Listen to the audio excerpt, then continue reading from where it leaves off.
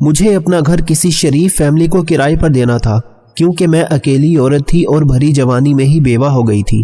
اچانک ایک دن ایک بوڑھا آدمی اور ایک لڑکی گھر دیکھنے آئے تو میں نے فوراً انہیں گھر کرائے پر دے دیا۔ میں سمجھی یہ بچی اور وہ بوڑھا باپ بیٹی ہے، مگر اس وقت حیران رہ گئی جب وہ لڑکی بولی یہ میرے شوہر ہیں۔ مگر اب ہر رات مجھے اس لڑکی کے چیخنے چلانے کی آواز آتی تو ڈر کر جاگ جاتی اور پھر صبح فجر کے بعد نیند آتی۔ اب مجھے لگنے لگا تھا جیسے اس لڑکی پر کچھ ظلم ہوتا ہے۔ میں نے بوڑھے سے چھپ کر اس لڑکی کو اپنے گھر بلایا تو وہ میرے گلے لگ کر روتے روتے بے ہوش ہو گئی۔ کچھ دیر بعد ہوش آیا تو بولی باجی اگر آپ میری مدد کرنا چاہتی ہو تو میرے کمرے میں کیمرہ لگا لو۔ کیمرہ لگانا تو مشکل تھا، میں نے اسے اپنا موبائل دیا اور کہا اس سے ویڈیو ریکارڈ کر لینا، میں پولیس کو دکھا دوں گی۔ وہ مان گئی، مگر اگلی رات جب میں نے ویڈیو دیکھی تو جان نکل گئی۔ حمید کے جانے کے بعد میں بھری دنیا میں تنہا رہ گئی تھی، رشتہ دار بھی ساتھ چھوڑ گئے تھے۔ میں تھی اور پہاڑ جتنی لمبی زندگی، سمجھ ہی نہیں آتا تھا کہ اب کیا کروں۔ آج پھر رات کے وقت کتے بھونک رہے تھے اور ان کے بھونکنے کی آواز سن کر میرا دل دہل رہا تھا۔ شاید یہ حمید کی زندگی میں بھی بھونکتے ہوں گے، مگر جب میرے سر پر شوہر کا سایہ سلامت تھا تو کسی چیز کا ڈر نہیں تھا، نہ ہی کتوں کی آواز کبھی اس طرح سے خوف میں مبتلا کیا کرتی تھی۔ اب تو ایک ایک لمحہ صدیوں کے برابر لگتا تھا اور یوں ہی آنکھوں میں رات کٹ جایا کرتی تھی۔ میں یہی سوچتی تھی کہ اگر گھر میں چور گھس آئے تو میں کیا کروں گی۔ آج کل تو چور گھر کے سامان کو لوٹنے کے ساتھ ساتھ عورتوں کی عزت کے ساتھ بھی کھلواڑ کر جایا کرتے ہیں۔ ساری رات مجھے یہی ڈر لگا رہتا تھا کہ شاید یہ کتے چوروں کو دیکھ کر بھونک رہے ہوں گے۔ میں نے اپنے خوف سے بچنے کا یہی حل نکالا تھا کہ میں اپنے گھر کے اوپر والے پورشن کو کرائے پر چڑھا دوں گی، یوں مجھے سہارا بھی مل جائے گا اور اس مہنگائی کے دور میں چلو 4 پیسے بھی میرے پاس آ جایا کریں گے۔ میں نے اب اس منصوبے پر عمل کرنے کی ٹھانی تھی۔ یوں تو محلے میں کبھی کبھار ہی نکلا کرتی تھی، آج میں خاص کر آس پاس کے سب گھروں میں گئی تھی۔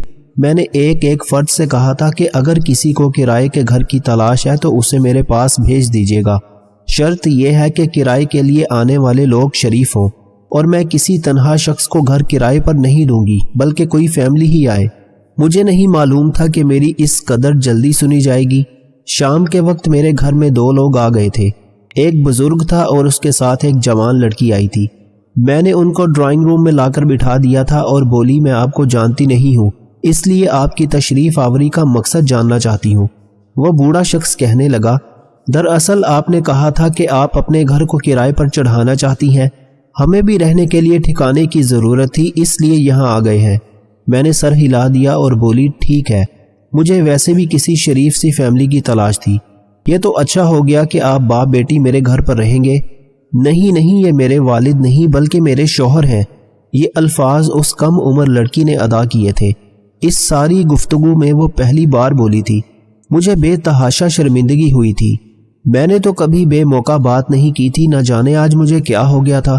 میں نے جلدی سے معذرت کی اور بولی میری وجہ سے آپ لوگوں کی دل آزاری ہوئی ہے، مجھے معاف کر دیں۔ اس کے علاوہ میرے پاس کہنے کے لیے اور کوئی الفاظ نہیں تھے۔ وہ بوڑھا شخص بولا کوئی بات نہیں بہن، آپ یہ بتائیں آپ ہمیں گھر کرائے پر دیں گی؟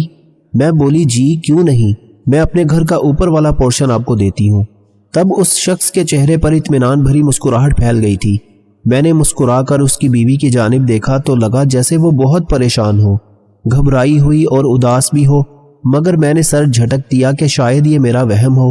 خیر میں نے ان لوگوں کو اوپر والا پورشن دکھایا تھا جو کہ انہیں بہت ہی پسند آ گیا تھا۔ کرائے کی بات ہوئی تو وقار صاحب منہ مانگا کرایہ دینے کو بھی تیار تھے۔ یہ میرے لیے خوشی کی بات تھی۔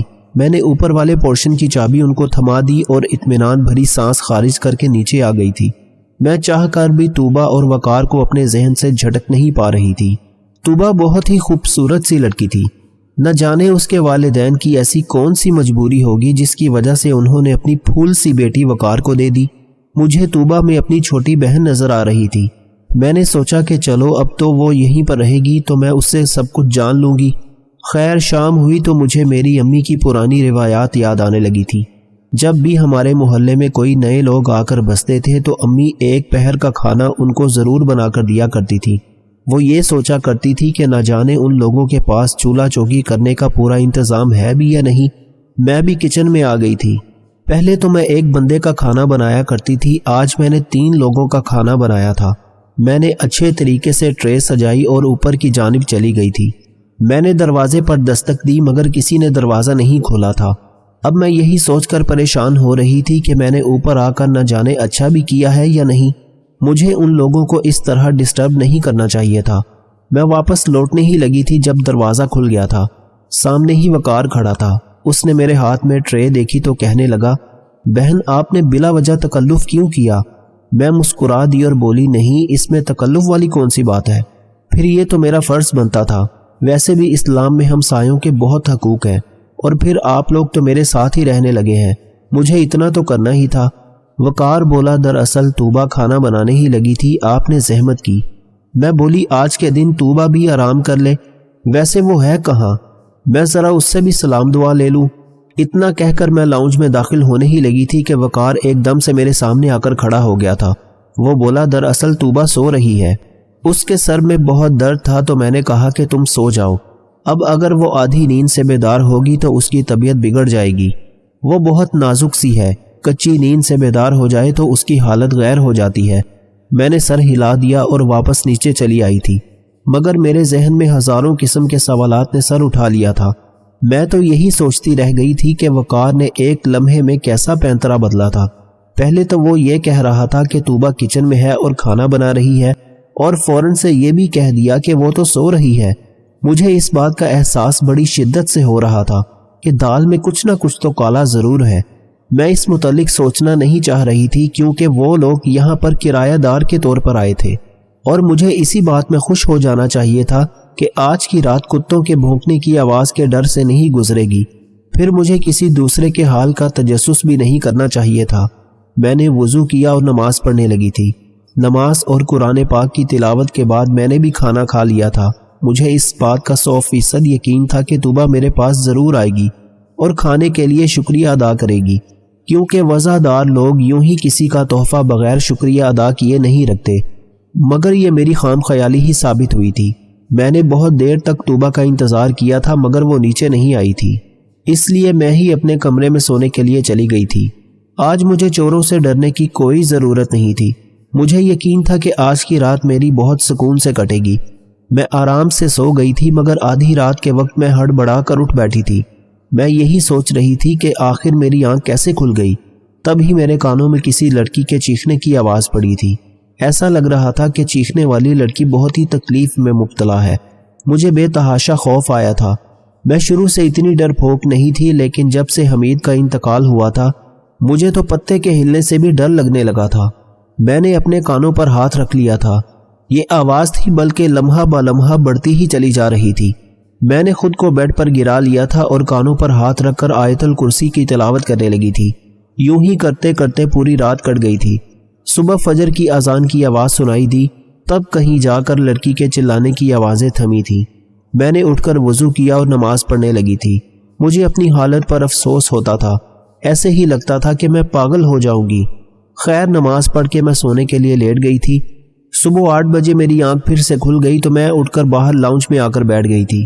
تبھی وقار مجھے نظر آیا تھا۔ وہ نیچے آیا، جب اس کی نظر مجھ پر پڑی تو وہ بہت گھبرایا ہوا لگا تھا۔ اس نے مجھے سلام کیا اور جلدی سے وہاں سے نکل کر باہر چلا گیا تھا۔ شاید وہ میرے سوال سے ڈر کر جلدی سے باہر نکل گیا تھا۔ وقار کے حلیے سے یہی ظاہر ہو رہا تھا جیسے وہ آفس کے لیے نکلا ہو۔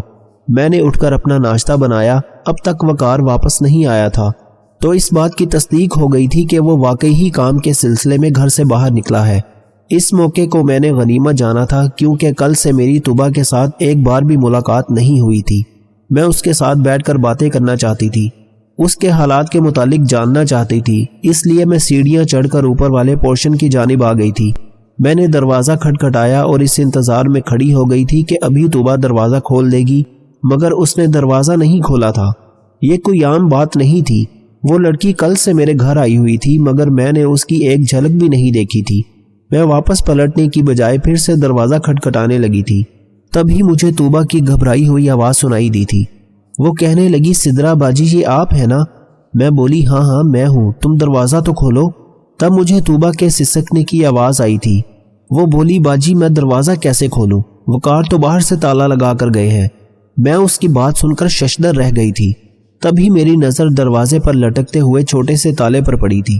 میں بولی توبہ تمہارا شوہر تمہیں باہر سے بند کر کے کیوں گیا ہے؟ وہ بولی میرا شوہر مجھ پر شک کرتا ہے، اس کی عمر مجھ سے زیادہ ہے نا، تو اسے ہر وقت یہی غم ستاتا رہتا ہے کہ میں کہیں اسے دھوکہ نہ دے دوں۔ میں توبہ کے لیے بے حد پریشان ہو گئی تھی۔ میں بولی تم ٹھیک تو ہو نا؟ اس کی زخمی سی ہنسی مجھے سنائی دی۔ وہ بولی ہاں کہنے کو تو میں بالکل ٹھیک ہوں، میرے پاس دنیا کی ہر چیز موجود ہے، روپیہ، پیسہ، کپڑے، جوتے، میری فریج طرح طرح کے کھانوں سے بھری پڑی ہے، مگر میں خوش نہیں ہوں، مجھے بہت زیادہ دکھ ہو رہا تھا۔ میں بولی توبہ میں تمہارے لیے کیا کر سکتی ہوں؟ مجھے بتاؤ، میں تمہاری مدد کرنا چاہتی ہوں۔ وہ بولی میری مدد تو میرے سگوں نے نہیں کی، آپ کیا کریں گی؟ بس آپ سے اتنی سی گزارش ہے کہ میرے لیے دعا کر دیا کرے اور مجھے کچھ نہیں چاہیے۔ میں بولی ہاں کیوں نہیں۔ میں واپس پلٹنے لگی تو توبہ بولی باجی سدرا آپ پلیز وقار کو نہ بتائیے گا کہ آپ یہاں پر آئی تھیں یا میں نے آپ سے کچھ بھی کہا ہے۔ میں بولی ہاں تم بالکل بھی فکر مت کرو، ایسا ہی ہوگا، میں اس سے کسی بات کا ذکر نہیں کروں گی۔ اتنا کہہ کر میں نیچے آ گئی تھی۔ مجھے رہ رہ کر توبہ کے والدین پر غصہ آ رہا تھا کہ آخر انہوں نے ایسا کیا ہی کیوں تھا۔ انہوں نے اپنی پھول سی بچی کی شادی ایک بڑی عمر کے مرد سے کیوں کر دی جو اپنی ساری زندگی اس پر شک کرتے ہوئے گزار دے گا۔ شام ہوئی تو وقار واپس آ گیا تھا، مجھے سلام کر کے وہ اوپر چلا گیا تھا۔ میں سوچنے لگی کہ کاش وقار اپنی بیوی کو یوں قید میں نہ رکھتا تو کتنا اچھا ہوتا۔ چلو ہم دونوں لڑکیوں کی آپس میں دوستی ہی ہو جاتی، ہم اپنے غم بانٹ لیتی، مگر اب کیا ہو سکتا تھا۔ خیر میں نے اپنے روزمرہ کے معاملات نمٹائے اور سونے کے لیے لیٹ گئی تھی۔ آج پھر آدھی رات کے وقت میری آنکھ کھل گئی تھی، اور آج بھی وہی وجہ تھی جس نے مجھے کل سونے نہیں دیا تھا۔ مجھے کسی لڑکی کے چیخنے کی آواز سنائی دی تھی۔ میں نے کان لگائے تو مجھ پر یہی حقیقت آشکار ہوئی تھی کہ یہ آواز تو بہت قریب سے آ رہی تھی، کہاں سے آ سکتی تھی بھلا؟ مجھے اس چیز کا سراغ ہر صورت میں لگانا تھا۔ میں اپنے کمرے سے باہر آ گئی تو اب چیخنے کی آواز زیادہ قریب سے سنائی دی تھی۔ تب مجھے اندازہ ہوا تھا کہ یہ چلانے کا شور کہیں اور سے نہیں بلکہ اوپر والے پورشن سے آ رہا تھا، اور چیخنے والی لڑکی کوئی اور نہیں بلکہ توبہ ہے۔ ایک لمحے کے لیے تو میں سکتے کے عالم میں ہی آ گئی تھی۔ پھر میں جلدی سے سیڑھیاں چڑھ گئی تھی۔ مجھے توبہ سے پہلی نظر میں ہی بڑا انس ہو گیا تھا۔ اب بھلا میں اسے کیسے کسی پریشانی میں چھوڑ سکتی تھی؟ میں نے زور زور سے دروازہ پیٹنا شروع کر دیا تھا۔ میں کتنی ہی دیر یوں ہی کھڑی رہ کر دروازہ کھٹکھٹاتی رہی، مگر مجال ہے جو کسی نے ذرا سی بھی زحمت کی ہو، اور ایسا بھی نہیں تھا کہ دروازے کی آواز سن کر شور تھم گیا ہو، بلکہ اب تو مجھے توبہ کی چیخنے کی مزید آوازیں آ رہی تھیں۔ دروازہ پیٹ پیٹ کر میرے ہاتھوں میں درد شروع ہو گیا تھا، اس لیے میں مجبوراً نیچے آ گئی تھی۔ آج رات تو توبہ کی فکر میں مجھے نیند بھی نہیں آنے والی تھی، اس لیے لاؤنج میں ہی بیٹھی رہی تھی یہاں تک کہ فجر کی اذان گونجنے لگی تھی۔ صبح جب وقار نیچے آیا تو مجھے دیکھتے ہی بہت گھبرا گیا تھا۔ وہ باہر نکلنے لگا تو میں بولی وقار صاحب میری بات سنیں۔ میں نے اس شخص کے چہرے پر خوف سا ابھرتا ہوا دیکھا تھا۔ وہ میرے سامنے والے صوفے پر بیٹھ گیا اور بولا میں جانتا ہوں آپ مجھ سے کیا پوچھنا چاہتی ہیں۔ وقار کے چہرے پر بہت زیادہ اداسی پھیل گئی تھی۔ وہ بولا آپ کو توبہ کی فکر ہو رہی ہے نا کہ وہ کیوں چیختی رہی؟ مجھے بھی اس کی بے تحاشا فکر ہوتی ہے، مگر میں کچھ بھی کرنے سے قاصر ہوں۔ آپ کے پاس کوئی حل ہے تو مجھے بتا دیں۔ میں نے دیکھا کہ وقار کی آنکھوں سے آنسو نکل رہے تھے اور وہ مجھ سے نظر بچا کر اپنے آنسو صاف کر رہا تھا۔ میں بولی آپ مجھے یہ بتائیں کہ اس کے ساتھ مسئلہ کیا ہے، تبھی تو کوئی حل بتا پاؤں گی۔ تب وقار نے سر اٹھایا تھا اور میری آنکھوں میں آنکھیں ڈال کر بولا توبہ کا سب سے بڑا مسئلہ اس کی ناپسندیدہ شخص سے شادی ہے۔ میں نے حیرت سے وقار کی جانب دیکھا تھا تو وہ ہنس دیا اور بولا میری شکل و صورت کو غور سے دیکھیں اور مجھے بتائیں کیا توبہ جیسی لڑکی میرے ساتھ خوش رہ سکتی ہے؟ اس دن تو آپ نے بھی مجھے اس کا باپ سمجھ لیا تھا۔ مجھ سے بس یہی غلطی سرزد ہوئی تھی کہ میں توبہ کی باپ کی باتوں میں آ گیا تھا۔ اس نے مجھ سے 10 لاکھ روپے قرض لیا تھا۔ اس نے 2 سال کے وعدے پر لیا تھا مجھ سے۔ 5 سال گزر گئے تھے، وہ قرض نہیں لوٹا رہا تھا۔ میں اسے مہلت پر مہلت دیتا رہا، مگر اب میری بھی بس ہو گئی تھی۔ میں نے یہ کہہ دیا کہ اب میرے پیسے واپس نہ کیے تو میں تمہیں پولیس کے حوالے کر دوں گا۔ تو وہ کہنے لگا میرے پاس تمہیں دینے کے لیے 1 ٹکا بھی نہیں ہے، تم یوں کرو پیسوں کے عوض میری بڑی بیٹی سے شادی کر لو۔ مجھے اس کی بات نامناسب لگی تھی۔ میں بولا تم یہ کیا کہہ رہے ہو؟ اس نے جھٹ سے اپنی بیٹی کی تصویر میرے سامنے کر دی اور بولا کہ اگر تم اس سے شادی نہیں کرو گے تو میں کسی اور سے پیسے لے کر اس کو رخصت کر دوں گا۔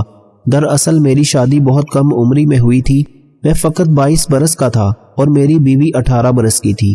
ہم دونوں ایک دوسرے کے سنگ بہت خوش تھے، مگر پھر وہ بچی جنتے ہوئے انتقال کر گئی، نہ بچہ بچا اور نہ ہی بیوی۔ میں نے اپنی بیوی کے ساتھ وفا نبھائی اور 65 برس کی عمر کو پہنچ جانے کے باوجود بھی دوسری شادی نہیں کی تھی، مگر اب تنہائی کا احساس بڑی شدت سے ہوتا تھا۔ جی چاہتا تھا کہ کوئی میرا بھی ہو جس سے میں اپنے دکھ سکھ بیان کر سکوں، میں کسی کی سنوں اور کوئی میری سنے۔ میں طوبہ کے باپ کی باتوں میں آ گیا اور شادی کے لیے ہاں کہہ دی تھی۔ شادی کی رات طوبہ نے میرے منہ پر تھپڑ مارا اور مجھ پر تھوک دیا۔ وہ کہنے لگی، میں تمہاری کبھی بھی نہیں ہو سکتی، تمہیں شرم آنی چاہیے تھی اپنی بیٹی کی عمر کی لڑکی سے شادی کرتے ہوئے۔ اب وہ ہر رات مجھے زج کرنے کے لیے چیختی چلاتی ہے۔ اس کی وجہ سے مجھے اپنا آبائی گھر بھی چھوڑنا پڑ گیا تھا، کیونکہ لوگ مجھ پر شک کرتے تھے کہ شاید میں اپنی بیوی پر تشدد کرتا ہوں۔ یوں ہی گھر بدلتا رہتا ہوں مگر مجھے کہیں امان نہیں ملتا۔ لوگ طوبہ کی وجہ سے مجھے جینے نہیں دیتے۔ اب یہ میرا چوتھا گھر ہے۔ میں نے یہاں آ کر اس کے آگے ہاتھ بھی جوڑ دیے تھے اور بولا تھا کہ مجھے آخری عمر میں یوں ذلیل مت کرو، تمہیں خدا کا واسطہ ہے مجھے جی لینے دو، مگر وہ یہاں آ کر بھی اپنی حرکتوں سے باز نہیں آئی۔ مگر آپ کو ایک بات بتاؤں، اس میں طوبہ کا بھی کوئی قصور نہیں ہے۔ وہ ذہنی طور پر بیمار ہو چکی ہے، اس کا علاج چل رہا ہے، وہ لوگوں کو زخمی بھی کر دیتی ہے، اس لیے میں اسے باہر سے تالا لگا کر جاتا ہوں۔ میں یہ سب باتیں سن کر ششدر رہ گئی تھی۔ میں نے بڑے غور سے وقار کے چہرے کی جانب دیکھا تھا، اس کی طرف دیکھ کر یہی لگ رہا تھا کہ وہ سچ کہہ رہا ہے۔ تب میں بولی، میں آپ سے ایک ریکویسٹ کروں؟ وہ بولا، جی آپ حکم کریں۔ میں بولی، آپ طوبہ کو بند کر کے نہ جایا کریں، میں اس سے بات کرنے کی کوشش کروں گی، ہو سکتا ہے اس کی حالت میں کچھ بہتری آ جائے۔ وقار پریشان ہو گیا تھا۔ وہ بولا، آپ یہ سب اس لیے کہہ رہی ہیں کیونکہ آپ نے اس کی حالت نہیں دیکھی۔ جب اسے غصہ آتا ہے تو وہ اس قدر جنونی ہو جاتی ہے کہ میرے لیے بھی اسے سنبھالنا مشکل ہو جاتا ہے۔ میں آفس میں ہوتا ہوں اور اگر پیچھے سے وہ آپ پر حملہ کر دے گی تو قصوروار کون ہوگا؟ ہو سکتا ہے وہ آپ کا بہت زیادہ نقصان کر دے، اس لیے مجھے آپ اس کام سے معافی رکھیں، میں یہ سب نہیں کر سکتا۔ میں بولی، اگر طوبہ نے مجھے نقصان پہنچا دیا تو میں آپ کو قصوروار نہیں گردانوں گی، آپ بس طوبہ کو کھول جائیں۔ وقار میری جانب بڑے غور سے دیکھتا رہا، پھر اس نے اپنی جیب سے چابی نکال کر مجھے تھما کر بولا، آپ نے ہوشیار رہنا ہے، جیسے ہی محسوس ہو کہ طوبہ کو غصہ آ رہا ہے تو فوراً گھر سے باہر نکل جائیے گا۔ میں نے سر ہلا دیا تو وقار اٹھ کر چلا گیا تھا۔ میں یہی سوچ کر ہلکان ہوتی جا رہی تھی کہ آخر سچ کیا ہو سکتا ہے۔ میں اٹھ کر اوپر آ گئی تھی، تالا کھول کر میں اوپر والے پورشن میں آ گئی تھی۔ مجھے طوبہ صوفے پر بیٹھی ہوئی نظر آئی تھی۔ وہ کسی گہری سوچ میں گم تھی اور بار بار اپنے آنسو پوچھ رہی تھی۔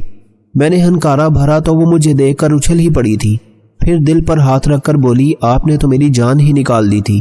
میں ہنس دی تو وہ حیرت سے بولی، آپ یہاں کیسے آ گئی؟ آپ کو چابی کیسے مل گئی؟ میں بولی، بس یہ تمہاری سدرا باجی کا کمال ہے۔ طوبہ رونے لگی تھی اور اٹھ کر میرے گلے لگ گئی۔ وہ بولی، باجی مجھے بہت ہی عرصے سے کسی ایسے کندھے کی تلاش تھی جس پر میں سر رکھ کر رو سکتی۔ میں بولی، طوبہ تمہیں رونے کی ضرورت نہیں ہے، تمہاری باجی تمہارے پاس ہے۔ میں آج یہاں تم سے بہت ہی ضروری بات پوچھنے آئی ہوں، مجھے یہ بتاؤ کہ رات کے وقت تم چیخنے کیوں لگتی ہو؟ گویا کہ میں نے وقار کی باتوں پر بھروسہ کر لیا تھا، مگر میں طوبہ کی طرف کی بھی کہانی سننا چاہتی تھی۔ مجھے یہی تھا کہ کہیں وقار نے مجھے پاگل ہی نہ بنایا ہو۔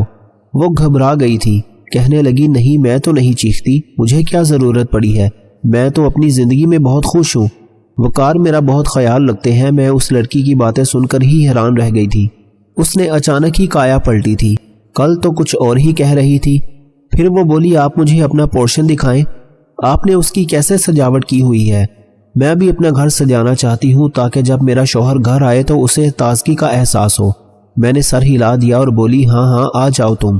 میں طوبہ کو اپنے ساتھ لے گئی تھی مگر ابھی تک اس کے عجیب سے رویے کے متعلق سوچ رہی تھی۔ ہم دونوں نیچے آ گئی تو طوبہ نے اپنا بازو میرے سامنے کر دیا تھا، اس پر جلے کا نشان تھا۔ میں ایک دم سے خوف زدہ ہو گئی تھی۔ میں بولی، یہ کیا ہوا ہے؟ وہ کہنے لگی، کل میں نے آپ سے جو باتیں کی تھیں نہ جانے وہ میرے شوہر نے کیسے سن لی، شاید اس نے کچھ ریکارڈنگ کے لیے لگا کر رکھا ہوا ہے، وہ مجھ پر بڑی گہری نگاہ رکھے ہوئے ہیں، اس لیے میں نے اوپر آپ سے کہا تھا کہ میں بہت خوش ہوں، جبکہ ایسا کچھ بھی نہیں ہے۔ میرا بڈھا شوہر مجھ پر بہت تشدد کرتا ہے۔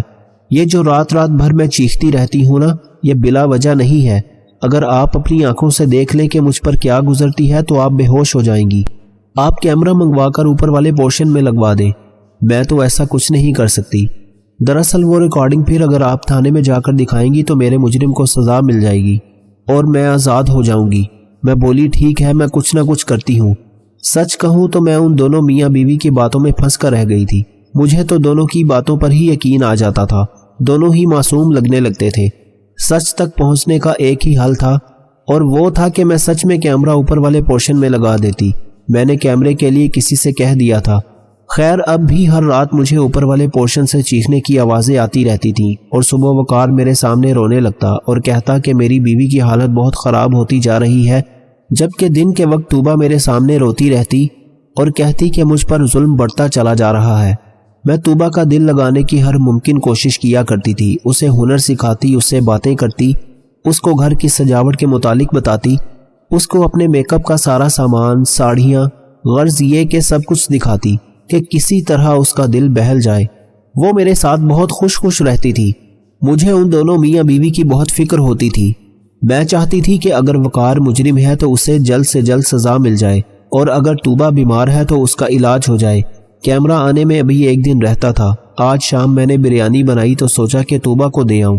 عموماً اس وقت میں کبھی بھی اوپر والے پورشن میں نہیں گئی تھی۔ میں سیڑھیاں چڑھ کر اوپر جا رہی تھی جب میرے کانوں میں طوبہ کی آواز پڑی تھی۔ وہ بولی آج رات تم مکمل تیاری کے ساتھ آنا، تم اس کی فکر مت کرو، وہ کمزور ہے، اسے قابو کرنا آسان ہے۔ میں یہ باتیں سن کر الٹے قدموں لوٹ آئی تھی۔ اب میرے سامنے طوبہ کا کردار ایک سوالیہ نشان بنا ہوا تھا۔ شاید طوبہ غلط تھی۔ وہ ہر رات اپنے کسی آشنا کو گھر پر بلاتی تھی اور وقار کو قابو کر لیتی تھی۔ کیا پتہ باندھ دیتی ہو اور پھر جان بوجھ کر چیختی تھی تاکہ لوگ وقار کو برا سمجھیں اور وہ اپنی منمانی کرتی رہے۔ کیمرہ آنے میں تو ابھی دیر تھی، اس لیے میں نے اپنی ایک دوست لیڈی کانسٹیبل کو فون کیا اور سارے حالات سے آگاہ کر دیا تھا۔ میں اس سے بولی کہ مجھے تمہاری مختصر سی ٹیم کی ضرورت ہے، میرے گھر آ جانا اور مکمل رازداری سے آنا۔ اس نے حامی بھر لی تھی۔ میں کھانا کھا کر اپنی دوست کا انتظار کر رہی تھی، پھر نہ جانے کیا ہوا میری آنکھ لگ گئی۔ آنکھ کھلی تو میں ہاسپٹل میں تھی۔ میں نے اپنے ارد گرد حیرت سے دیکھا تھا۔ میری دوست میرے سامنے کھڑی تھی۔ میں بولی نجمہ میں یہاں کیسے آئی ہوں؟ وہ ہنس دی اور بولی سدرا تم بہت بڑا کارنامہ کر کے آئی ہو۔ کچھ عرصے سے ہمیں مسلسل اس چیز کی شکایت مل رہی تھی کہ ایک گروہ بہت سرگرم ہے، وہ لوگوں کے گھروں میں گھس کر چوری کرتے ہیں۔ کل رات تمہاری وجہ سے وہ گینگ ہمارے ہاتھ لگ گیا۔ میں بولی وہ کیسے؟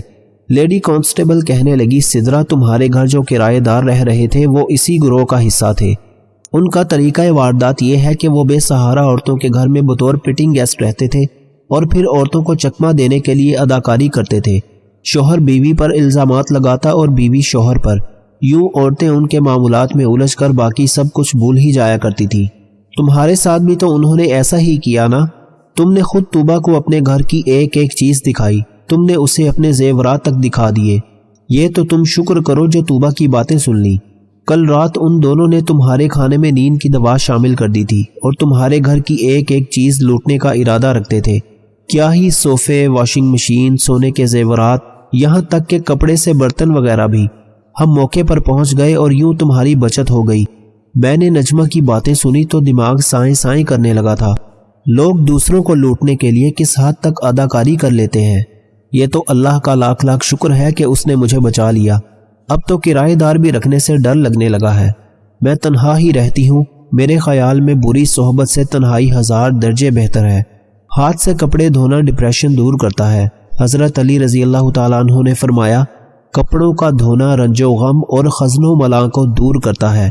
چھوٹی چیزوں میں خوش ہونا سیکھیے، بڑی چیزیں خود ہی آپ کا مقدر ہو جائیں گی۔ ہم ہر کسی کو اپنی مرضی کے حساب سے نہیں چلا سکتے۔ سو ماننا سیکھیے، جھکنا سیکھیے، احترام کرنا سیکھیے۔ ایک دن سونے نے لوہے سے کہا ہم دونوں ہی لوہے کی ہتھوڑی سے پیٹے جاتے ہیں، پر تم اتنا چلاتے کیوں ہو؟ لوہا جب اپنا ہی اپنے کو مارتا ہے تو درد زیادہ ہوتا ہے۔